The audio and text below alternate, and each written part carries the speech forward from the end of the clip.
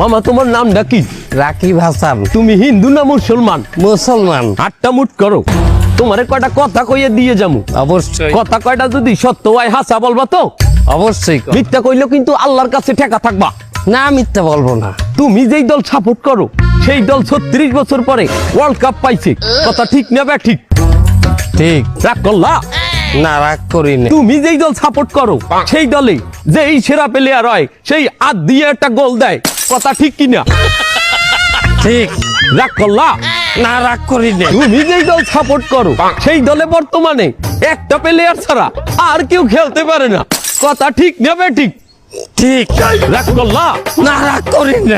তুমি যেই দল সাপোর্ট করো সেই দলের 3টা বিশ্বকাপ সাপোর্টাররা মনে করে 50টা বিশ্বকাপের সমান, আর ব্রাজিলের 5টা বিশ্বকাপ রে ওরা একটাও ধরে না, কথা ঠিক নেবে ঠিক?